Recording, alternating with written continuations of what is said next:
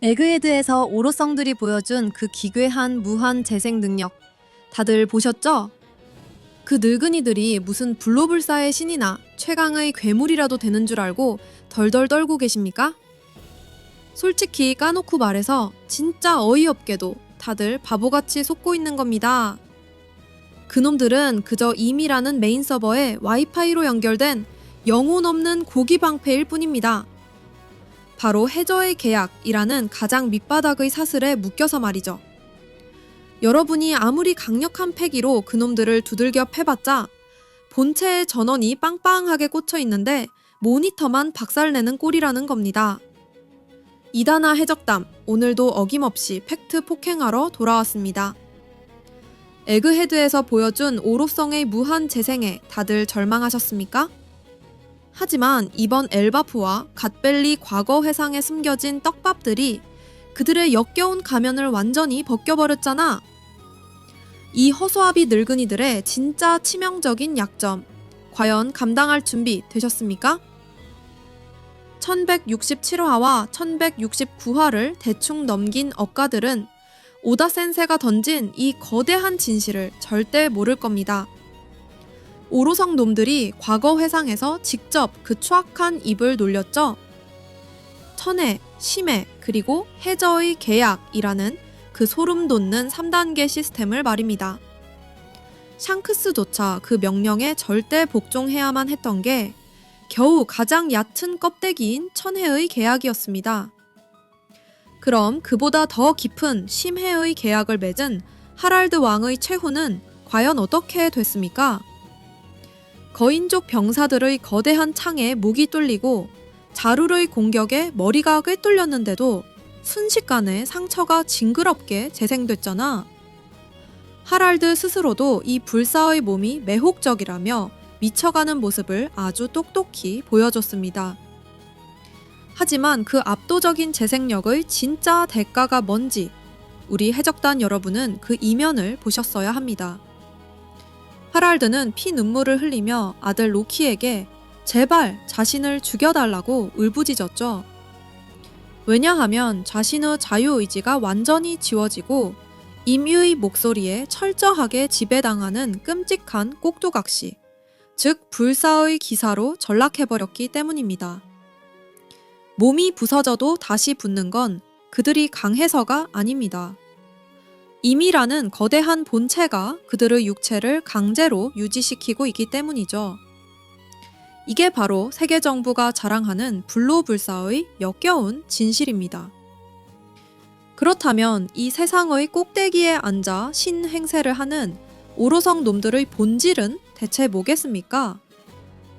그들은 가장 깊고 어두운 밑바닥, 즉 해저의 계약으로 영혼까지 완전히 저당 잡힌 진짜 괴뢰들입니다.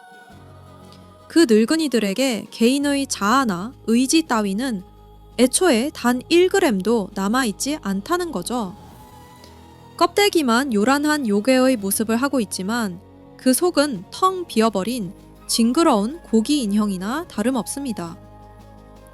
독자들은 오로성이 너무나도 압도적인 괴물이라서 데미지를 안 입는 줄 아시는데 천만의 말씀, 애초에 생명도 의지도 없는 빈 껍데기들이기 때문에 물리적인 타격이 의미가 없는 겁니다. 마치 전원이 켜진 신 홀로그램을 칼로 베려고 헛스윙을 하는 거나 마찬가지란 말입니다. 이 소름 돋는 시스템의 밑바닥을 이해하지 못하면 원피스의 진정한 결말은 절대 보이지 않을 겁니다. 패기의 근본부터 아주 철저하게 뜯어다 봅시다. 와노쿠니에서 카이도우가 분명히 말했잖아. 패기만이 모든 것을 능가한다고. 그런데 왜 그 압도적인 패왕색 패기조차 오로상 앞에서는 무용지물이 되는 걸까요?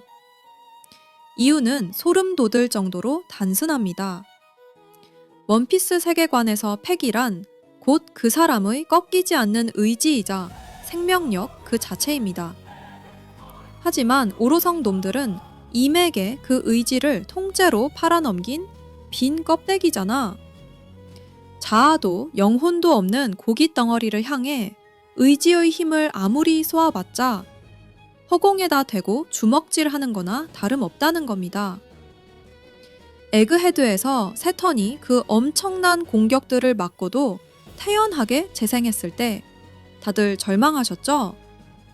하지만 진짜 충격적인 반전은 여기서부터입니다, 여러분.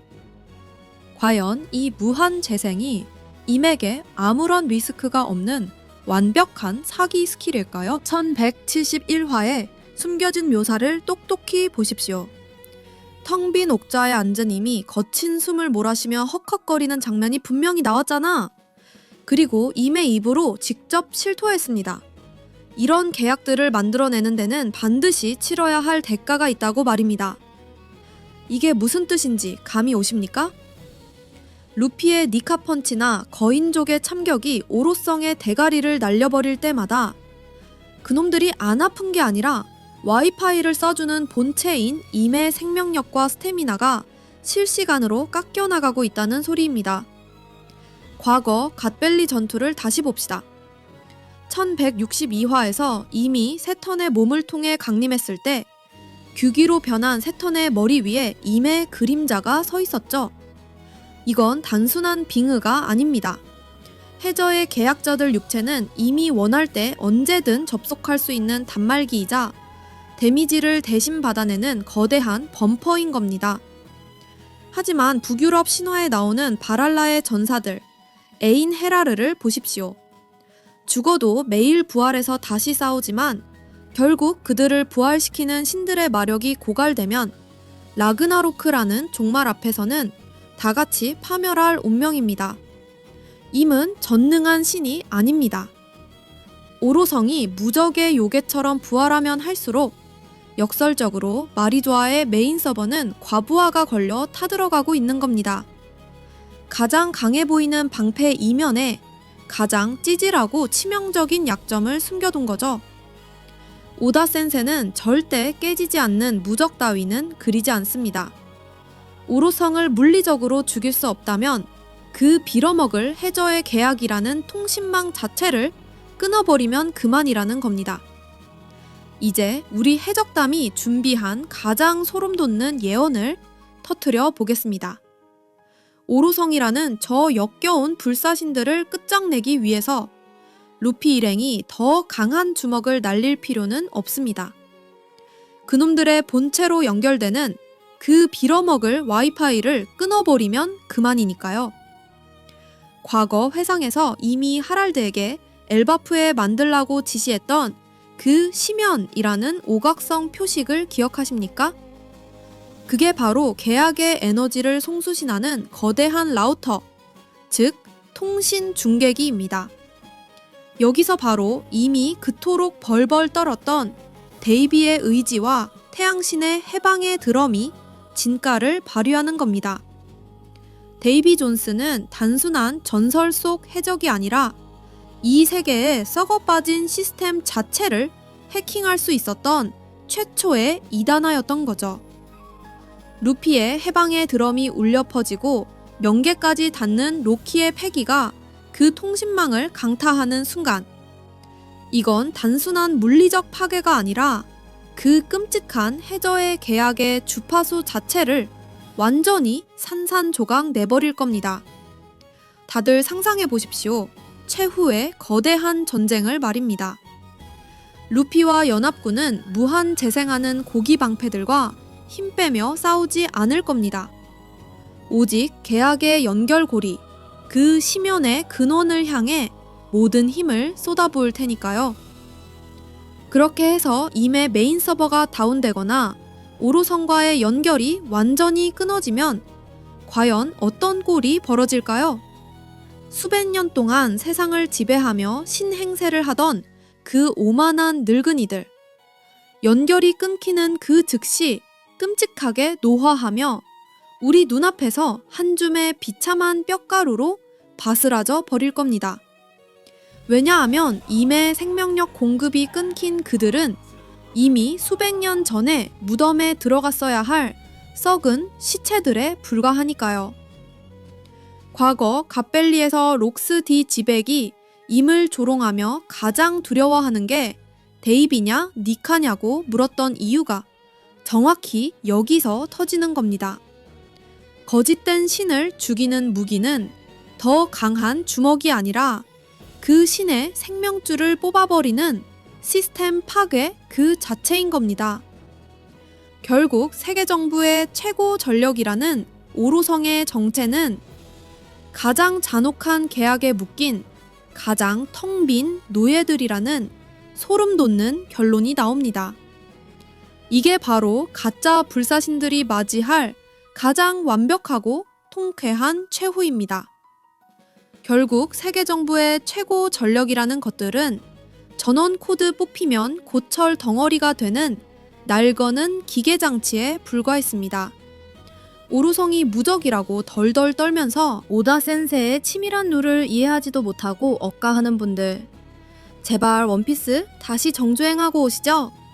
진짜 전쟁의 승패는 누가 저 빌어먹을 와이파이를 먼저 끊어버리느냐에 달린 겁니다. 루피의 해방의 드럼과 로키의 패기가 엘바프에서 이 징그러운 해저의 계약을 어떻게 박살낼 것 같습니까?